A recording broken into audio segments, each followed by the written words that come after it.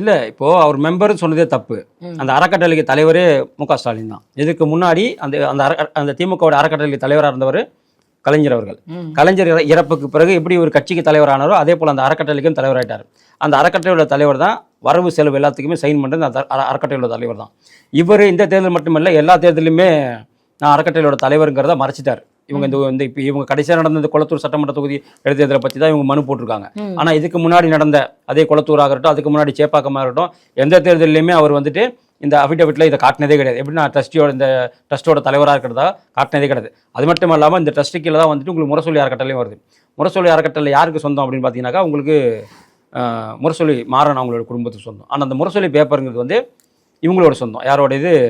ஸ்டாலினோட சொந்தம். உங்களுக்கு தெரியும் முரசொலி பேப்பர் எத்தனை பேர் படிப்பாங்கன்னு தெரியாது.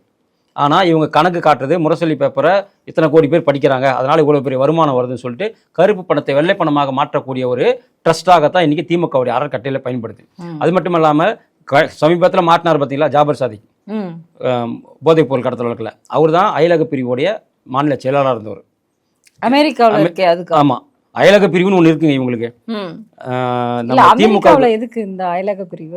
அயலக பிரிவுனாலே வெளியே இருக்கக்கூடிய இந்தியாவை தாண்டி இருக்கக்கூடிய திமுக நிர்வாகிகளை வந்துட்டு ஒருங்கிணைக்கக்கூடிய ஒரு பிரிவு. அது இல்லாமல் திமுக வெளிநாட்டிலேருந்து யாருன்னா சிக்கிக்கிட்டாங்களோ எம்பசி மூலியமா உதவி பண்ணுறதுக்காக ஒவ்வொரு கட்சியிலும் அயலக பிரிவுன்னு ஒன்று இருக்கும். வெளிநாடு வாழ் தமிழர் பிரிவுன்னு பிஜேபியில் வெளிநாடு வாழ் தமிழர் பிரிவு இருக்குது. அதனால் இங்கே அயலக பிரிவுன்னு அந்த அயலக பிரிவுக்கு செயலாளராக இருந்தவர் தான் இந்த ஜாபர் சாதிக். அப்படி இருக்கும்போது இந்த கருப்பு பணத்தை வெள்ளை பணமாக மாற்றக்கூடிய எல்லா வேலையுமே எங்கே நடக்குதுனாக்கா இந்த திமுக அறக்கட்டளை மூலமாக நடக்கும். இப்போ அதனால தான் அவர் உங்களுக்கு 10,000 ரூபாய் சொத்து மதிப்பு இருக்குது சொன்னால் உங்களுக்கு கோடிக்கணக்கான சொத்து மதிப்பு இன்றைக்கி திமுகவோட அறக்கட்டளையில் இருக்குது.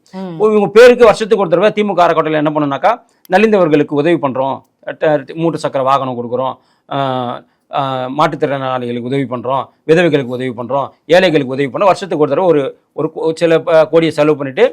ஆனால் ஃபண்டு பார்த்தீங்கன்னாக்கா கோடிக்கணக்கான ஃபண்டை இவங்க அந்த வெள்ளை பணமாக மாற்றுறது இவங்களோட வேலை.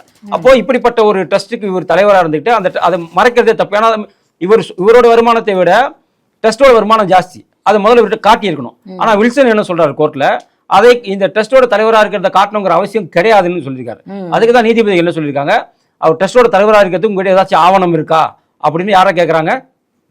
மனுதாரர் கேட்குறாங்க. மனுதாரர் என்ன சொல்கிறாரு, இருக்குதுன்னு அவரும் கொடுத்துருக்காரு. அது தமிழில் இருக்குது. தமிழ் இருக்கும்போது ஆங்கிலத்தில் மொழிபெயர்த்து கொடுங்க, கால அவகாசம் எடுத்துங்க, மேலும் ஏதாவது ஆதாரங்கள்னாக்கா கோர்ட்டில் சமைப்புங்க. அதுக்கப்புறமா வந்துட்டு நாங்கள் வருகிற அடுத்த மாதம் 29ஆம் தேதி இது மீண்டும் விசாரணை தொடரும்